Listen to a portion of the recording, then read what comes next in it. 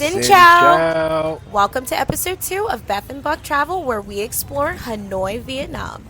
Looking back, here are 10 words we think describe Hanoi perfectly: Vibrant, cultural, resilient, traditional, bustling, diverse, flavorful, mosaic, intricate.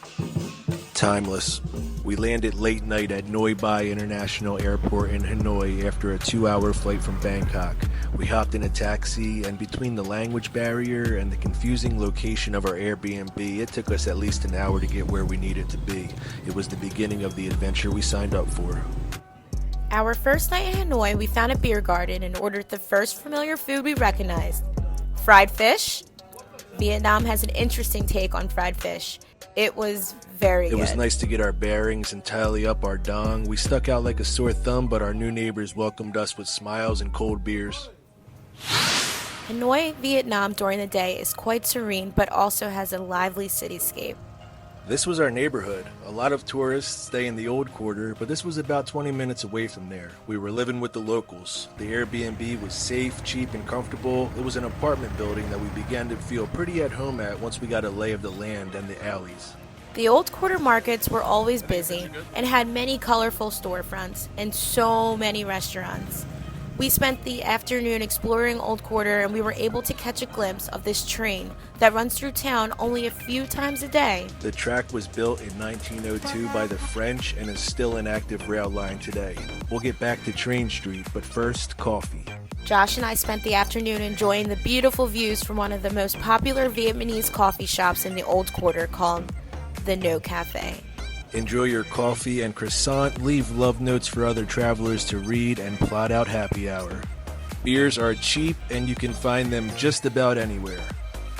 The traffic in Vietnam is a combination of motorbikes, bicycles, buses, and occasional cars weaving through the chaotic streets. Crossing the street becomes an acquired skill. It's kind of like Frogger, but do not stop. You kind of just have to find the gap, be cool, lean into it, walk, and pray. Luckily, the drivers are very attentive and know how to maneuver. There's a fusion of traditional and modern art on every street corner in Old Quarter, Hanoi, Vietnam. It's so very beautiful.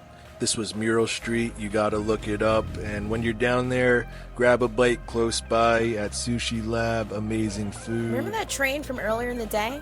Here we are up and close and personal with it at a cafe, where you can grab a drink with a ton of other travelers who are also coming to enjoy this beautiful experience. There is not an overwhelming amount of things to do in Hanoi, but Beth and I are city people and we're easily amused by getting lost, trying different restaurants and bars, and people watching.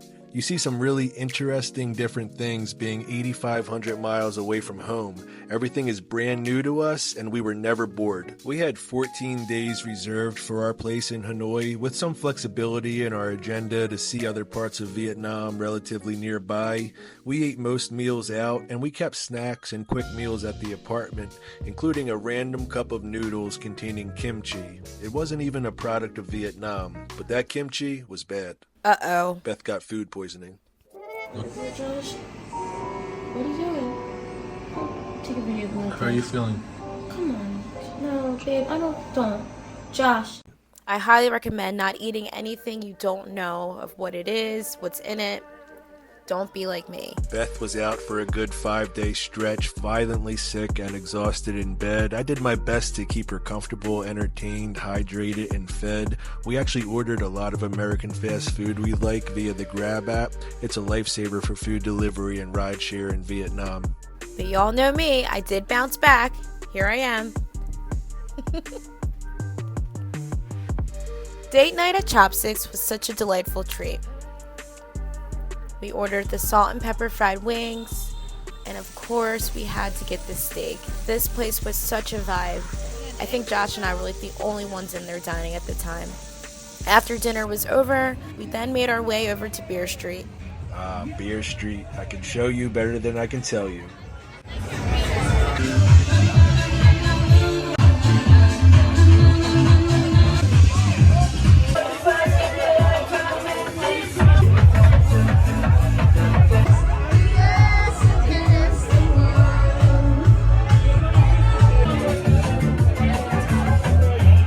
It was a a good, fun as hell, well-deserved night out. Beth was getting her health back, and we were getting back into the groove of our adventure.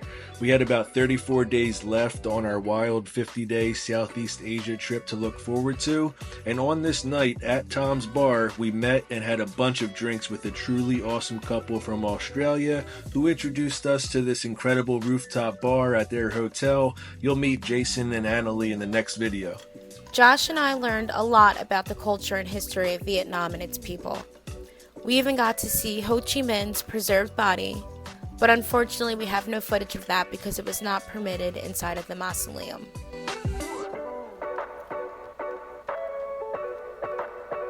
There were so many beautiful temples with intricate architecture and serene surroundings. It was absolutely breathtaking.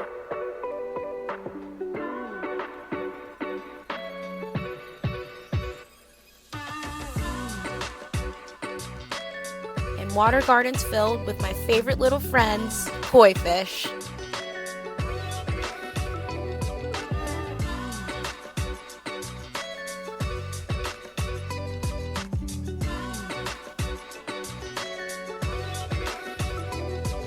Stay tuned for episode 3 where we take a spontaneous trip to Tam Coc, Vietnam.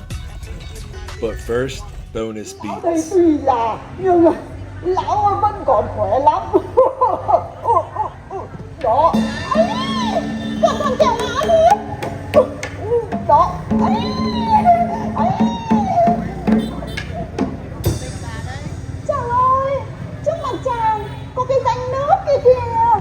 Chàng hãy để tiếp xuống, tiếp đi kẹo ngã đó. Ôi, không sao. Don't forget to hit that like and subscribe button and look out for our next vlog with Beth and Buck travel elsewhere.